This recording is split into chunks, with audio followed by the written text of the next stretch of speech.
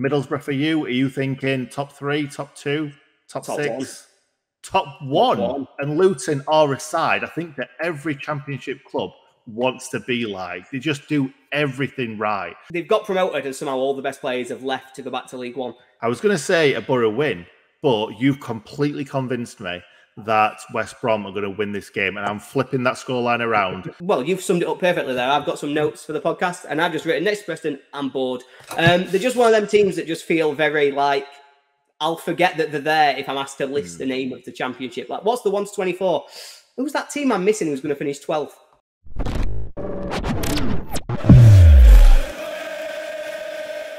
Hello and welcome to our very first championship prediction show, where my guest and I will be predicting every single championship match from game week 1, then week 2, and so on and so forth. We are, of course, pre-recording tonight's video, but in future we will be live on YouTube, Facebook, and Twitter. So make sure you subscribe, like, follow whichever platform you're on, and in the comments, make sure you get involved. Get your score predictions in there. See if you can do better than us. See how many you can get right.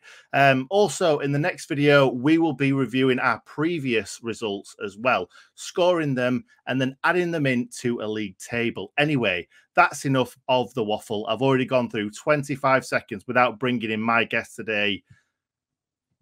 Beastly Ollie, how are we doing, mate? Welcome to the stream. Oh, good. Thank you very much, Nick. Yeah, not too bad. How are you doing yourself? Yeah, very good, thank you. I was wondering whether to go with the Sheffield United shirt, because after all, this is a championship video, not a Sheffield United one, but we're going to be biased, aren't we? Oh, 100%. I'm going to be, well, I say that, but I'm historically negative. So we'll see how biased I am when our result comes in. I wondered whether or not I should have shirts lying around and I'll just put on the colour of the team I think will win. But that would be a little bit of effort. Yeah, maybe. You don't really want to be buying all the team shirts. 24 times however much shirts are these days. 50 quid, 60 quid? Yeah, but, this like Rotherham aren't going to win any, are they? So, I'm going to make sure you choose it right.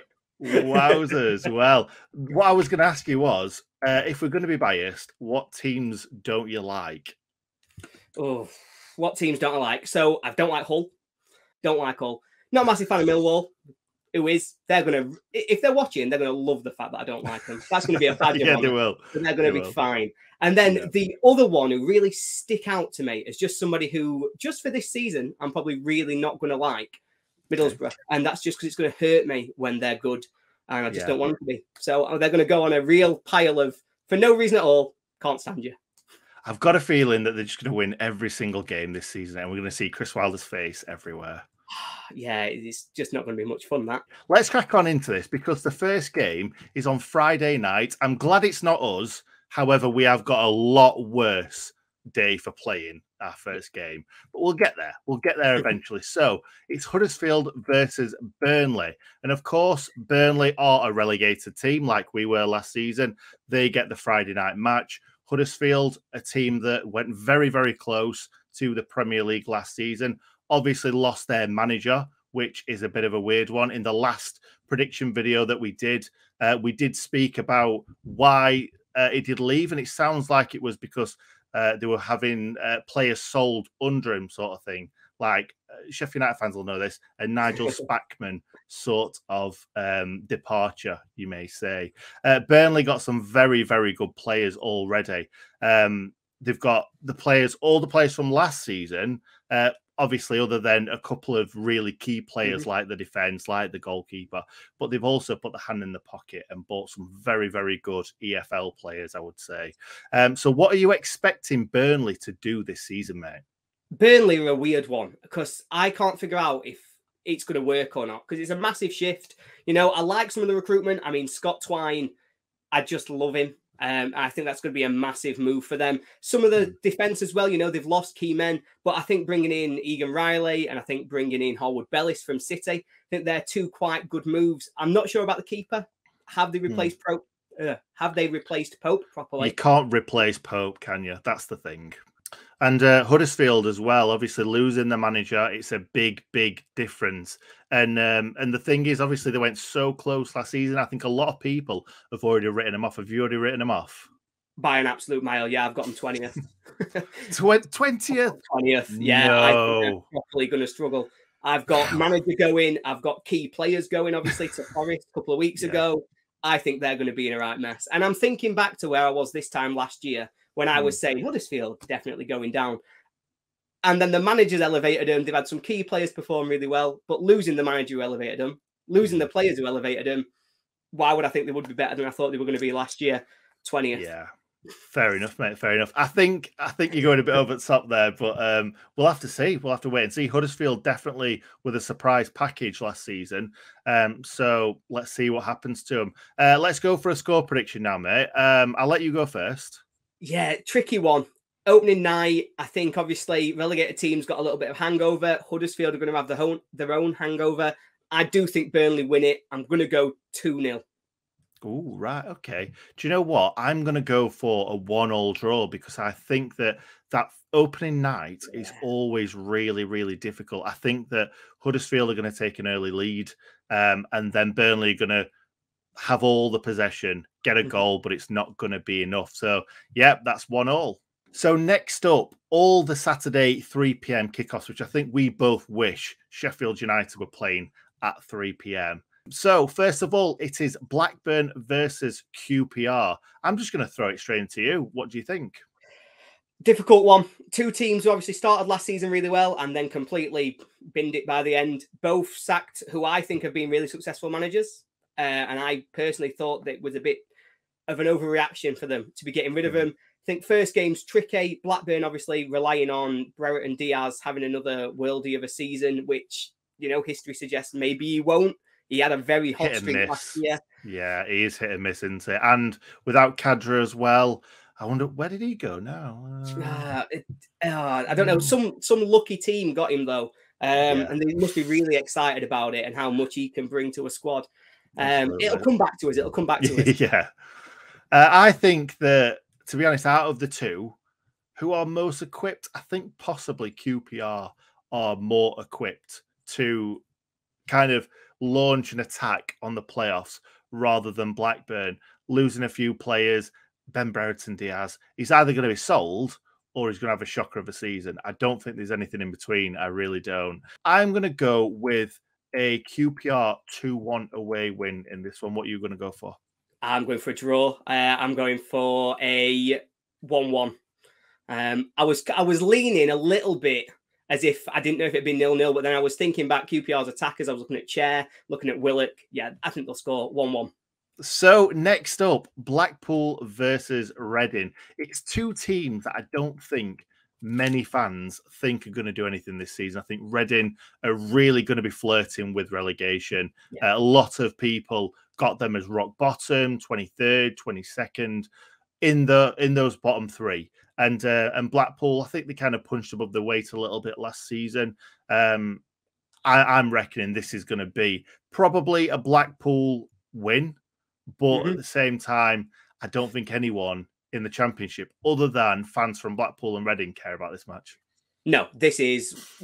Well, maybe teams of other people at the bottom of the league might care if it was later in the season. First day, nobody's bothered. I like some of the recruitment that Blackpool have done. I think they brought Brannigan in from Oxford today, which I think is quite exciting. Fiorini obviously worked with Appleton before, but I'm worried about both these teams. I don't think either of them are going to be particularly high. But yeah, I agree. I think Blackpool nicked this one, probably 2-0. I think Reading having Lumley in net really probably doesn't help. So moving on, and Cardiff versus Norwich. Now, Norwich, talk to me. Are Norwich going to go straight back up? Dean Smith, a different sort of manager. No. You don't think they're going to go straight back up? Not for me. I've got them playoffs.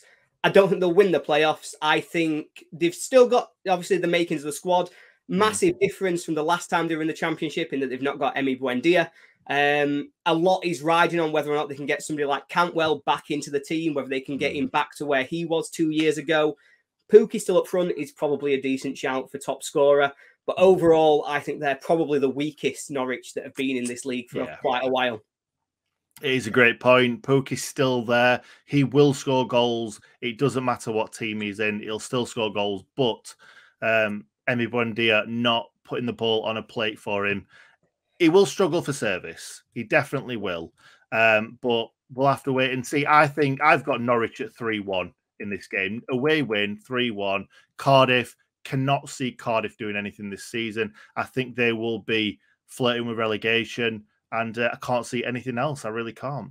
No, I agree. I think Norwich win this one. I don't think they win 3-1. I think personally they probably nick it 1-0. I think Cardiff will probably be organised. Don't think the new signings are going to have gelled well. And I agree. I think they'll probably be in for a long season. Norwich to win. Hull versus Bristol City now. Hull have spent big for the first time in a while. It's wild. It really is. I'm not sure. I can't see them breaking into the top 6, but at the same time, I can't see them being anywhere near the relegation zone. So I think they've done good business. And I think they're going to be one of them teams that, win some, lose some. They'll beat a big team. They'll lose to a team down the bottom. Mediocre season for me. I just have no idea what to expect from him. I quite like the big lad up front, Estupinian. But yeah, I've just got no idea what they're going to do. And so I'm going to predict a draw. I think they'll finish 0-0 in this opening game. Very good. I've gone for a draw too. I've gone for a 2-2 draw though this time. And I actually think in the very first game of the season, there's some wild results as well. Yeah. So I'm reckoning there's going to be at least a couple of teams scoring 4 goals and maybe like a Rotherham scoring 4 goals at home in the first game of the season and losing all the rest of them or something daft like that. For Luton versus Birmingham now. And Luton are a side, I think, that every championship club wants to be like. They just do everything right. They're punching above their weight massively. They've done it for years. They've made some more shrewd signings. They've kept hold of Harry Cornick, very, very good player. I thought someone would have gone in for him. Maybe they have. Maybe they wanted more money for him, but very, very good player. I kind of wanted Luton are kind of not my second team, but I kind of want to see Luton do well this season because I just think they're a very well-run club. Luton, very happy with Luton. And Birmingham? So I agree on Luton. I think if they do well, it's just a good thing for the Championship. It shows you that it's not all about parachute money. It's not all about your owner signing a check. It's nice to see teams like that have got that organic growth. I do worry about the loss of Naismith. I think that's a big one for them. But overall, yeah, I'd like to see them do well. Birmingham, I think, are a mess. They obviously ownership problems. We've got no idea who's going to own them. If it's going to be this Bassini joker or if it's going to be somebody else who knows where they're going to end up. New manager coming in with not loads of experience, I think is well thought of generally, but it's a big job to take on that. I think they're in trouble. I think Luton win that, and I think they probably bully them a bit. 3-0. Yeah, wow, 3-0. I've gone 2-0 though, so not too far away from you. But yeah, Birmingham are on a highway to League One. They really are. Yeah. There's a few teams that have been in the Championship for a while that are on the slide. Cardiff, for instance. Reading. There's a few that have been up there, not done it, and then kind of just slipped down the divisions. And eventually that trapdoor opens and they plummet. Especially when you're being saved by other teams having points deductions. You know, last season, everything that happened to Derby, people are being saved by the fact that they took so much of a hit. So teams like Birmingham have got to be thinking, actually, this is our year. If this is fair play, everybody starts on 0, they're in big trouble. Now let's move on to a team that you've got a lot of love for, Millwall, playing Stoke. Yeah, they're the next two teams to me that will have a solid season. I think they've both done really, really well in the transfer window. Creswell, centre-back, I watched him at Chesterfield for the under-21s. If Egan was going to leave at any point for Sheffield United, I would have liked to have seen him come in on loan. I think he's a very, very strong defensive unit, wins everything in the air. I'm quite looking forward to seeing him play this season. But that is also kind of masked with Jed Wallace leaving. And Jed Wallace has literally got them out of so many holes in the past that I think he's going to be a massive, massive miss for him. What do you think? Huge. I just think losing him, he's carried, with all due respect, because I recognise that Millwall are actually one of them teams that do it quite well, as much as I don't like them. He's carried them on his back to them pushing playoffs for the last few years. You know, they're showing growth, development, all being carried by Jed Wallace. Losing him is huge. Have they replaced him? You know, they've got a couple of decent midfielders in. This Zion Fleming, I think, looks quite good. But it's just so hard to replicate the impact of Jed Wallace. And while defensively, I think they're going to be really strong. I think they were up there with one of the best defences in the league last season still. It's just going forwards. Have they got enough? And when you've taken away their key goal scorer and their key creator, Yeah. I don't see where the goals are going to come from. I'm thinking 0-0 here. You know, I'm also not got massive hopes on Stoke. I agree with you. Mid-table. They're one of them that were throwing money around for fun, thinking that was going to be the big one. It's not worked out. They're still relying on, you know, a lot of those old players on decent money. And it's just not working out for them at the moment. I'm not sold on their manager. I think he's a bit defensive minded that holds them back. This one's got 0-0 written all over it for me. Oh, fair enough. And I've gone for a 1-1 draw as well. So, yeah, exciting. But they do have Dwight Gale, though. They do have Dwight Gale, and he likes scoring goals in this division. He does. But do you remember when I said that they've been throwing money around on big gambles that might not work? Imagine doing that on somebody who's been injured for like the last about 5 years. Just feels like a huge risk that he will score goals if he plays, but I don't see him playing more than 10 games this season. Moving on to Rotherham, and of course, you've got Rotherham losing 17-0 in this game, I'm sure. Go for it. I do think they'll lose. I think Rotherham lost so much. You know, they've got promoted and somehow all the best players have left to go back to League One. They did really struggle to get up, to be honest. They had a really, really good first half to 3/4 of the season, and they stumbled over the line. Yeah, it were one of them where you thought, are they somehow from this amazing position going to throw it away? They didn't. They got over the line. And, you know, not against Rotherham. You know, it's quite nice to see them doing all right. I've got no problems with that. It meant they finished above Wednesday, which is nice. I just wanted someone to. So, yeah, they've just lost so much. I think it's really hard for them coming up this season. I'm not sold on the recruitment. It seems as though they've gone a little bit defensive-minded. There's nobody coming in to score goals. Connor Washington and Tom Eaves. Are they going to score any goals? I don't see it. I just don't know where it's going to come from.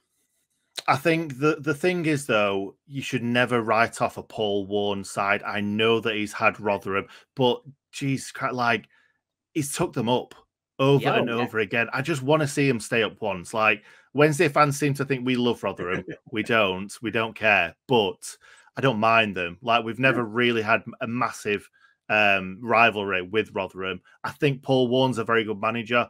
Obviously, you can't keep going up and down without being a good manager, but maybe this is the season he keeps them up. I don't think you think that, but you never know.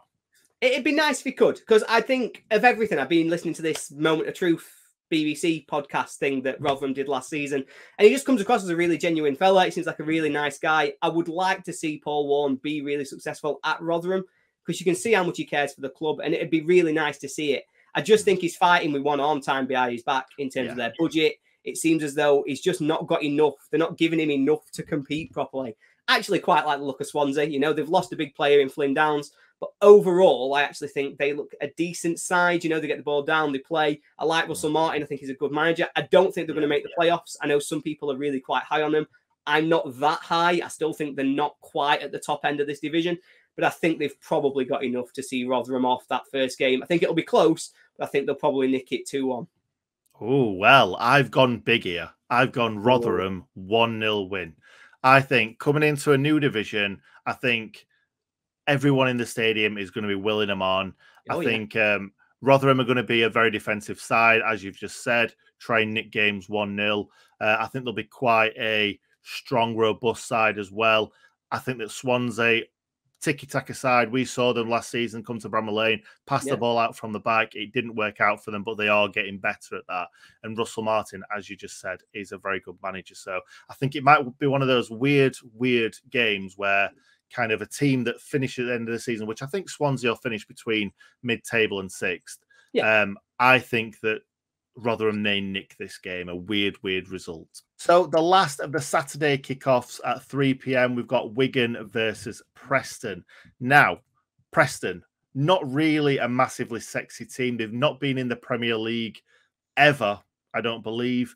But is that right? I don't know.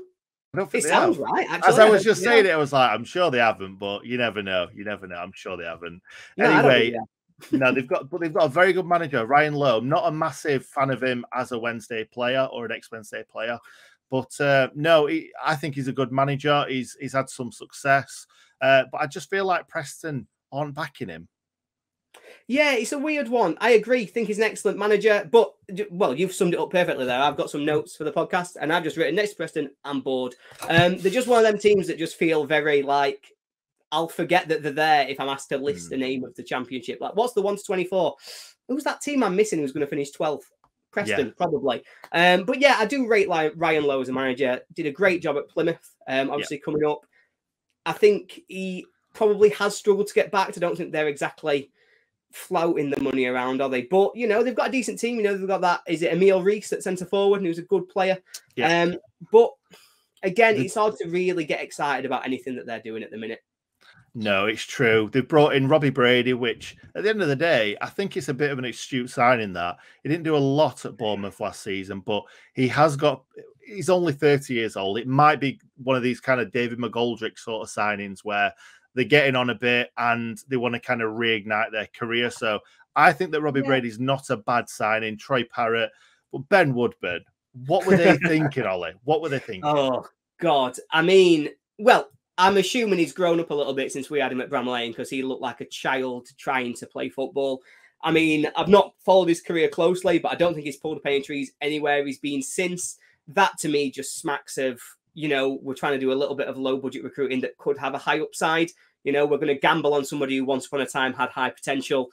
I can't see that working out. If it does, then something drastic has to have happened to him since he was at Bramall Lane. Yeah, it's a 0-0 draw, this. It's absolutely nailed on 0-0 draw. Ooh. But I do think that Wigan have possibly got the best chance, or one of the best chances of the bottom three. Oh, sorry, of the three that's just come up. Wigan, the best team in League One last season. That has to speak for something. And I think they're going to kind of continue that wave. And I think they'll pick up some wins. If it'll be enough, not sure. I think we're going to stay up, and I think they're going to win this game. I think they're going to win this opening day 1-0 at home. I think, obviously, they've not had loads of recruitment, but I also don't think they've lost many players from where they were last season. So Rotherham coming up, you're thinking, oh, they're going to ride the crest of a wave. Yeah. Oh, no, all your best players have been cut out from under you, so you've not got your legs. Wigan have managed to keep that team together, and I think that's the difference. So they will still be on that high. They've still got that core group together, and I think they'll start well. I think they'll beat Preston 1-0. Saturday at 5:30 sees Middlesbrough take on West Brom. Middlesbrough for you? Are you thinking top 3, top 2, top 6, one. Top one? Can I just say one thing, Ollie? You are absolutely 100% wrong there. It's not. It's not. No. I don't think they've got the players. They've not got the players, mate. I think they've got the best manager in the league. I really do. I don't think they've got the players. Not this season. They may go up. They may finish second. They may go up in the playoffs. I think Chris Wilder, out of every Sheffield United ex-manager, has probably got the most potential to win a playoff for Sheffield United. Obviously, that's not going to happen. I've got a feeling he could do it for Middlesbrough. I was certain, while he was our manager, I was certain to anybody who'd listen that if we ever got into the playoffs with him, we would win them because of him. So yeah, I think he could do that, but I think they will win the league. I really like that Marcus Forster's coming today. So they're really starting to try and address that sort of striker issue that they've got. I think generally their recruitment's been quite good. They are a little bit light in a few positions. You know, I think at wing backs, they've recruited quite well, but they're still a little bit short. I think in goal, there is a question mark on Stefan. You know, he's coming in from Man City. People are saying, oh, you know, he's coming in with a good pedigree. I don't think I've ever seen him make a save, if I'm being entirely honest. But yeah, I'm just putting putting faith in him. In that, I think that's why they'll win the league. Don't think they'll win this game though, because great recruitment from West Brom. Yeah, I think bringing in Wallace, I think bringing in Swift, I think they've already got DK and Grant. They are going to score goals. If you're coming into a defence that maybe isn't settled, you know, you've got Lenihan coming in, a new keeper, potentially new wing backs. They're going to get at you and they're going to go. And I think West Brom will win this one opening day. I think counter to Middlesbrough, I think West Brom might have got the best team and nowhere near the best manager. So I've got them finishing sort of around the 3rd, 4th mark. I think they will come good, but I don't think they'll be as good as Middlesbrough over a season. I think they'll be better on the day, and I think they'll win 2-0.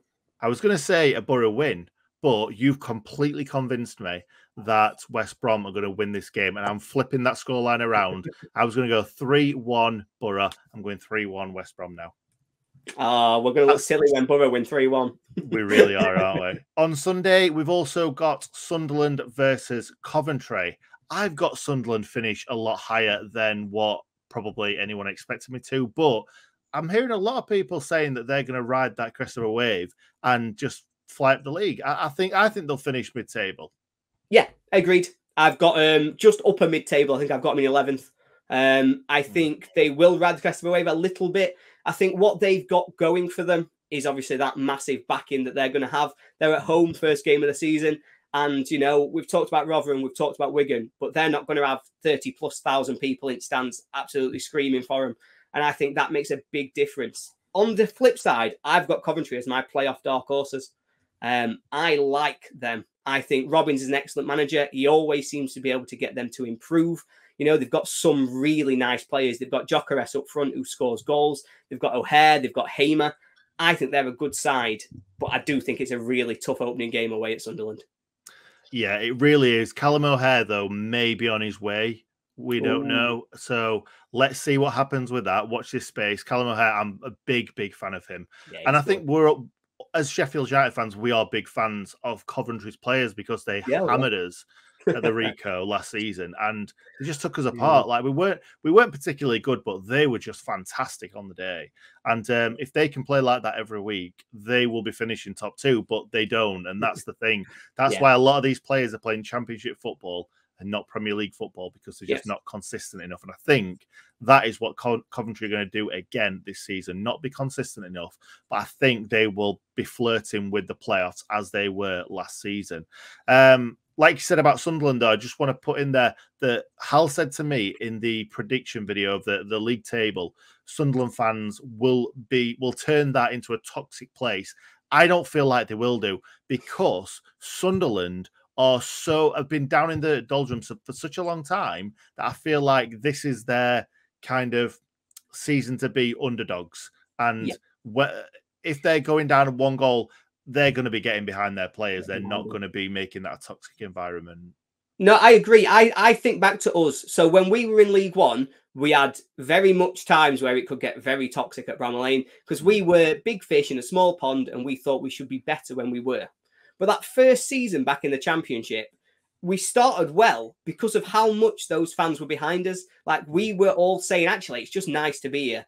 Let's aim to be 18th and let's just not go back down to League One, anywhere but League One. And I think Sunderland will be the same. I don't think they will get toxic this year. Maybe towards the end if things aren't going right. But I think certainly the first half of the season, their fans are going to be right up for this. I think it makes a difference. And I think it probably means that they beat Coventry 4-2 first game. Oh, I like that. I like that. Loads of goals. There sometimes is loads of goals in the first weekend of the season. Yeah, there is. However, I've only gone for a 2-1 Sunderland win. But Coventry are a very good side, and Coventry could easily go in there and get a couple of early goals or something like that. They are such a flip of the coin team. But that's probably why it's enjoyable to watch them. Yeah, that's why it's going to be a fun game. And finally, Monday night, our boys are playing away at Vicarage Road, another team that's been relegated that are on Sky. We don't really want to be playing on Monday night, as we've already said. But at the end of the day, you've got to play every team twice. Watford, it's a tough game. I feel like Watford, the same team that plays on Monday night, will not be playing the day after the transfer window is closed. I think they'll lose a lot of players. That doesn't help us because I think they'll have a lot of players in there that are very, very exciting to watch and we will struggle to defend against. But saying that, the Blades, I think we've had a really good transfer window. We've got rid of the dead wood. We've not gone too mad. We've not signed 8, 9, 10 players or whatever. We've gone for positions that we need to cover. And we've signed really strong players. I actually think as much as Watford have still got all their exciting players, you know, they've still got Dennis, they've still got Saw, players that we are expecting them to lose before the end of the window, I still think they'll be on a little bit of a come down. You know, they aren't happy at the minute. It doesn't seem to me. You know, they've got a new manager coming in. We know what that means for Watford. They're probably used to it. But at the very least, he's had a little bit of time to embed. He's had time to embed, but it's his first game at home after relegation. We saw how hard that was last season when we had Birmingham. You know, everyone's thinking, oh, we're all excited for the new manager, and things can just go a little bit wrong. I don't think United will win, but I also don't think they'll lose. I think it's going to be a 1-1. And I actually think it's probably going to be Berger that scores the goal. Right, okay. Another player that may not be here after the transfer window, but fingers crossed. Let's hope. I've also gone for a 1-1 draw. I think that'd be a good result for us. That, like you said earlier, I think positive result is not getting beaten. It would be nice to get a clean sheet, but it would also be nice to score a goal. So let's see what happens. Obviously, we're on Sky. We never seem to do that well on Sky. But no, that leads us to kind of the end of the video. I'm very, very excited for it. It looks like a really exciting season with a lot of teams vying for those top 6 spots. And I've got a feeling there's going to be a lot of good teams missing out on the playoffs. It's going to be a tough one, but should be a fun one. That's the one thing. Also, leave your predictions too down in the comments. We want to see what you have predicted. What I'll do is I'll put a table up, as I said at the start of the video. 1 for a correct result, 3 for a correct score. That's the one, isn't it? Let's do that. So let's see who comes out on top. Thank you very much for being here today, Ollie. Thanks for having me. No, much appreciated. And yeah, looking forward to it. Let's see if I actually do know what I'm talking about or if my dad was right all along. Brilliant. Right. Thank you very much for watching, guys. See you next time.